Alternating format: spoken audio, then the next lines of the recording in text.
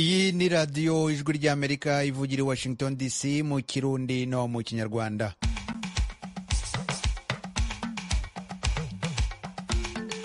Mwaramutse neza nshuti mwese muduteze amatwi, niyedirwe mubasuza kandi mbifuriza gukomeza gusoza neza umwaka. Ejo abakristu hirya no hino ku isi bizihije ivuka rya Yezu Kristu. Umuyobozi wa Kiliziya Gatolika mu Rwanda Antoine Cardinal Kambanda yavuze ko ababajwe no kuba i Betelehemu aho Yezu yavukiye batabashije kwizihiza Noheli. Na Betelehemu rero nicyo tubasabira, nicyo tubifuriza kugira ngo bariya abavandimwe barushaho kubona ko ari abavandimwe, gutyo bumvikane ku buryo babana mu mahoro bose bakamererwa neza. Uwo ni Antoine Cardinal Kambanda, umuyobozi wa Kiliziya Gatolika mu Rwanda. Mu ntara ya Kivu y'Epfo mu burasirazuba bwa Kongo, inkangu yatewe n'imvura nyinshi yahitanye abantu 4 abandi 20 baburirwa irengero. Igihugu cya Niger cyahagaritse umubano wacyo n'umuryango uhuriwemo n'ibihugu bikoresha ururimi rw'igifaransa Francophonie. Ayo makuru n'andi twabateguriye turayabagezaho mu kanya gato. Amakuru yacu reka tuyahere ku makuru avugwa hirya no hino ku isi. I Vatikani mu muhango wo gutura igitambo cya misa, Papa Francisco yatabarije abaturage bo mu ntara ya Gaza muri Palestine bugarijwe n'intambara. Inkuru twateguriwe na Oriane Tangishaka. Mu butumwa yatanze kuri uno munsi wa mbere, Papa yavuze ko abana bariko bapfira mu ntambara zitandukanye harimo nabo mu karere ka Gaza. Papa yagize ati: abo ni ba Yezu bato bato buno munsi. Muri ubwo butumwa yashikirije, Papa Francisco yongeye avuga ko igitero cyakozwe na Hamas ku itariki 7 z'ukwezi kwa 10 muri Israel aragahomera munwa. Yasabye kandi ko abantu bashikijana bagizwe imbohe mu karere ka Gaza barekugwa. Muri iryo jambo yashikirije ari ku ibaraza ry'igorofa ryo mu kibanza c'amasengesho c'umutagatifu Petero i Roma imbere y'abantu insinzi, yidogeye amashirahamwe akora ibigwanisho avuga ko ari yakokeza intambara ku isi. Uyo muyobozi wa Ekleziya Katolika afise imyaka 87 ahimbaje umunsi mukuru wa Noheli ku nshuro igira 11 ari muri ayo mabanga yiwe. Yasabye ko intambara za politike, amatati ayariyo yose n'intambara za gisirikare mu bihugu bitandukanye harimwo Ukraine, Syria, Yemeni, Lebani, Armenia na Azerbaijan zihagarara. Yasabye kandi ko haba gukingira uburenganzira bw'abimukira ku isi. Igihugu cya Niger cyahagaritse umubano wacyo n'umuryango uhuriwemo n'ibihugu bikoresha ururimi rw'igifaransa Francophonie. Inkuru twateguriwe na Frederic Nkundikije. Iyo nkuru itangajwe n'abategetsi b'abasirikare b'ico gihugu mu gihe kandi babandanya guhagarika buhoro buhoro ubucuti bwose ico gihugu cari gifitaniye n'igihugu c'Ubufaransa. Umuvugizi w'akagwi k'abasirikare batwara igihugu ca Niger muri iki gihe yavuze ko Ubufaransa bumaze imyaka irenga 88 bukoresha iryo shirahamwe mu gukingira inyungu zabwo. Abo basirikare bafashe ubutegetsi muri kudeta yamirijwe n'amakungu mu kwezi kw'indwi. Abafatiye ubutegetsi baciye bafata ingingo yo kwirukana abasirikare b'Abafaransa bari bamaze imyaka itari mike bafasha ico gihugu mu gikorwa co komora imirwi yigumuye y'abarwanyi baharanira ubutegetsi bwa Isilamu mu bihugu vyo muri Afrika y'umurengero. Mukomeje gutega amatwi radiyo ijwi ry'Amerika. Mu ntara ya Kivu y'Epfo mu burasirazuba bwa Kongo, inkangu yatewe n'imvura nyinshi yahitanye abantu 4 abandi 20 baburirwa irengero. Frederic Nkundikije arakomeza. Imvura y'Isigenya yaratumye umusozi usenyuka muri iyo ntara mu buseruko bwa Kongo. Umutegetsi muri iyo ntara yatangaje kandi ko abandi bantu batari munsi ya 20 bataratorwa gushika ubu. Iryo sigenya ryabaye ku mugoroba w'ejo ku munsi wa Mungu mu gisagara ca Kamituga, nk'uko icegera c'umukuru w'ico gisagara Alexandre Ngandu Kamundala yabitangaje. Abantu 25 bagwiriyemwo abimba ubutare bari bugamye mu kazu gatoyi igihe uyo musozi wasenyutse obahitana ukabasuka mu ruzi wari hafi yawo. Mu burasirazuba bwo hagati, Minisitiri w'intebe wa Israel Benjamin Netanyahu yabwiye ishyaka rye rya Likud ko intambara muri Gaza igomba gukomeza. Inkuru twateguriwe na Oriane Tangishaka. Netanyahu yabivuze mu gihe abayobozi bajejwe amagara y'abantu mu ntara ya Gaza bavuga ko abasivile umurengera bahitanywe n'igitero cakozwe na Israel mu ikambi y'impunzi. Ivyo bitero vya Israel vyarasenyaguye ibitari bike hagati mu ntara ya Gaza ku mugoroba w'ejo ku munsi w'Imana. Ivyo bitero vyabandanyije gushika mu gitondo c'umunsi wa mbere. abajejwe amagara y'abantu mu gace kari mu minwe ya Hamas batangaje ko abantu bashika kuri 70 bishwe muri ivyo bitero vya Israel vyakozwe n'indege za gisirikare ku ikambi ya Magazi.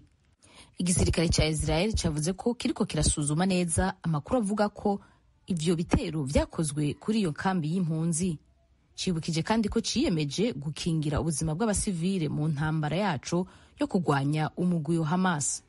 Barakoze bagenzi bacu batugejejeho ayo makuru avugwa hirya no hino ku isi. Tubibutse ko mukomeje kumva radio Ijwi ry'Amerika ivugira i Washington DC mu Kirundi no mu Kinyarwanda. Muje no kuri site yacu kuri wa3.radio.voa.com mukurikire aya makuru kuri Facebook, Instagram, YouTube na X. Muradusanga kuri VOA radio yacu. Mukanya turajya mu makuru avugwa mu karere k'ibiyaga bigari byo muri Afrika. Forevermore, because of Christmas Day. This boy child, Jesus Christ, was born on Christmas Day. While shepherds watch, they flock by night, they see a bright new shining star. They hear a choir sing a song, the music seems to come from afar. Hark now, hear the angels sing. Boy child, Jesus Christ, was born on Christmas Day. While shepherds watch, they flock by night, they see a bright new shining star. They hear a choir sing a song, the music seems to come from afar. Hark now. Umukuru wa Kiliziya Gatolika y'u Rwanda Antoine Kardinali Kambanda arasaba abakristu gushyira imbere agaciro k'umuryango. Mu butumwa Arkiyepiskopi wa Kigali yifuje kugeza ku bakristu batuye akarere k'ibiyaga bigari, arifuza ko urumuri rwa Kristu rurangaza imbere y'abahatuye. Kardinali Kambanda kandi yavuze ko ababajwe no kuba i Betelehemu aho Yezu yavukiye batabashije kwizihiza Noheli, agasaba abavuga rikijyana kujya baha buri wese agaciro. Ni mu butumwa Antoine Kardinali Kambanda yatanze ubwo yavuganaga na mugenzi wacu Venuste Nshimiyimana. Murakoze kumpa aka kanya ko kugira ngo mbe nakwifuriza abavandimwe bose hirya no hino ku isi Noheli nziza.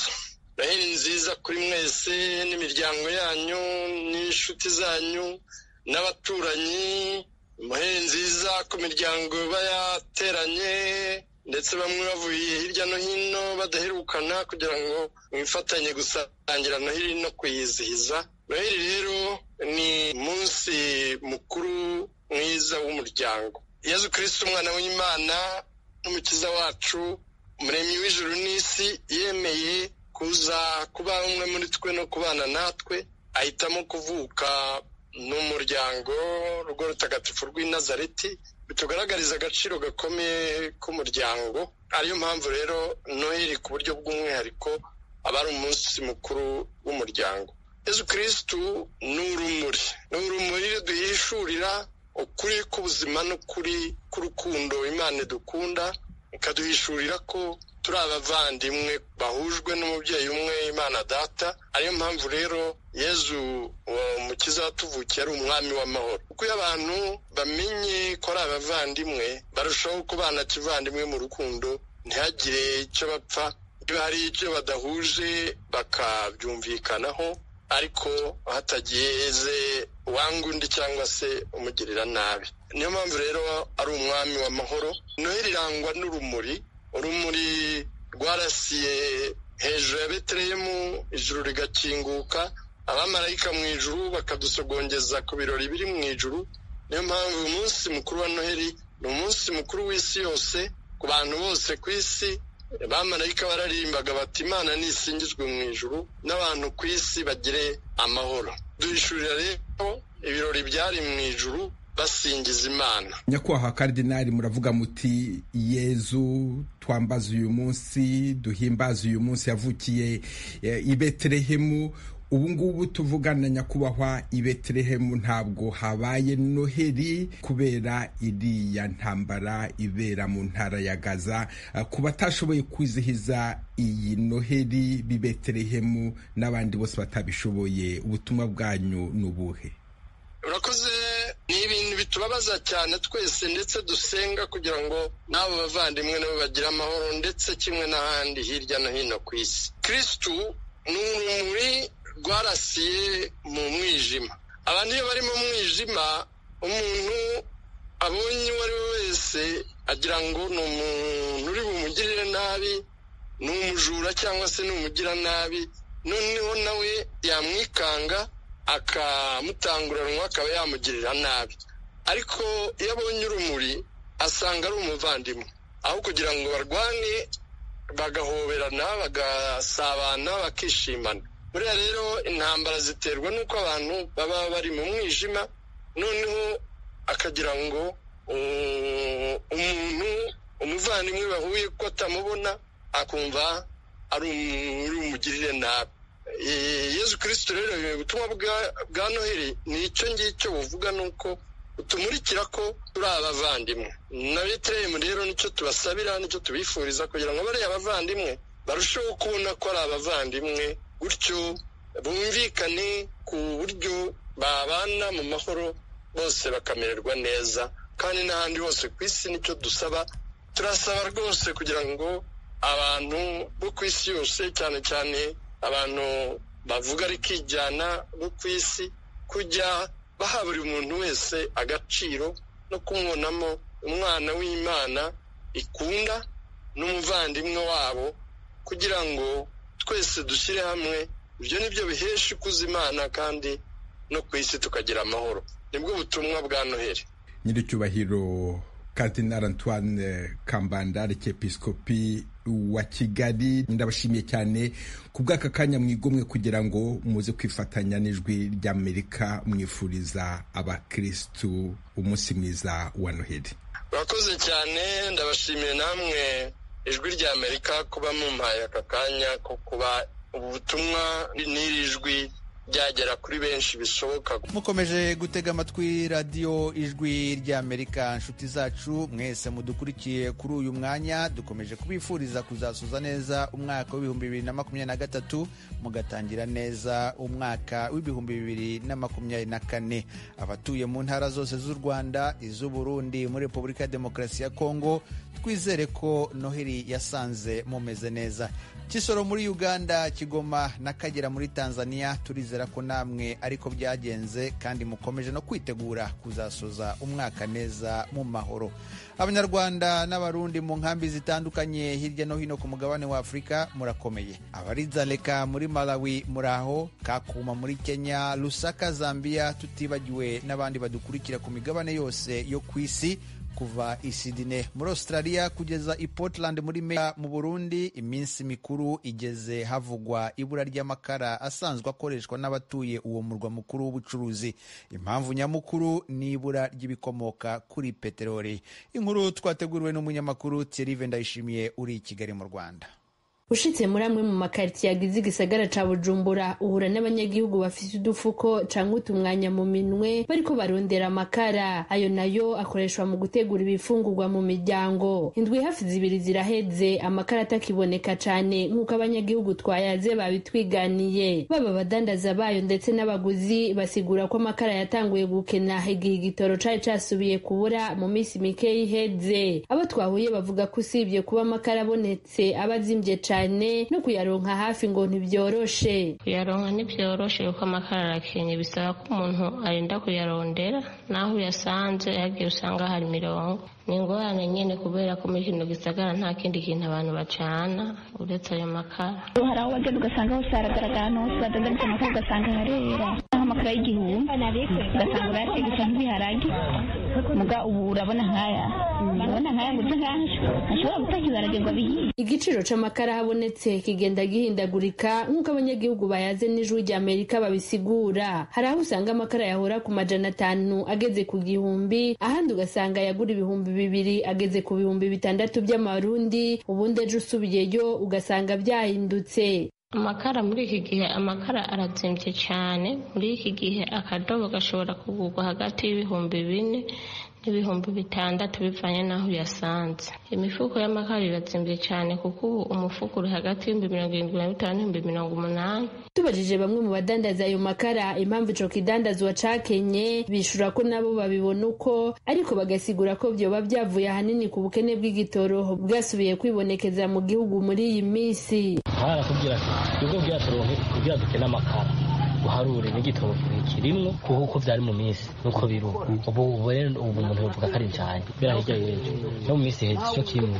Abo bakoresha amakara mu guteka bemeza ko gutegura ibifungurwa bigoye muri iyi misi kuko bashobora no kuburara kandi bafise ibyo bateka. Nko ku munsi w'ejo uheze benshi barashoboye kuba baburara ubusa kubera ko baragiye kurondera amakara barayabura.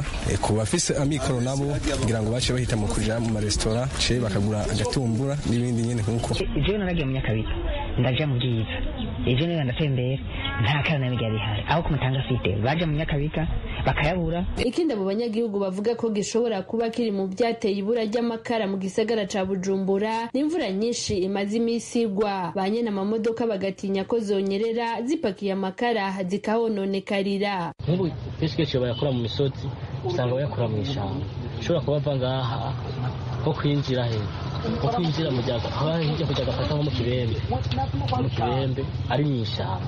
Rero imvura imaze imisi igwa nta kuntu imodoka ishikayo kuyatorayo. Rero ico gituma baca bagira ati rero barinze uwinze umusanga ubu ngaha begereye amabarabara bayaturi agucirago. Umushikiranganje mu byajeje harimo ubudandaji Marie Chantal Nijimbere aremeza ko ibura ry'igitoro mu Burundi riharangwa, ariko akizeza abanyagihugu ko hari igitoro caranguwe kikiri mu nzira, ariko ntiyatangaje uko kingana. Haribonekeza muri no misi kena ry'igitoro nko musanze mubizi igitoro tukigura mu masoko mpuzamakungu atari na hafi, akenshi ugasanga no kugishikana hano mu gihugu cacu Burundi hari igihe bifata umwanya dans l'entretemps le stock canke igitoro kiba kiri mu gihugu ntikiba gihagaritswe gukora kibandanya gikora gushikaho gihera agacatangura kwibonekeza ibura canke ikena ry'igitoro.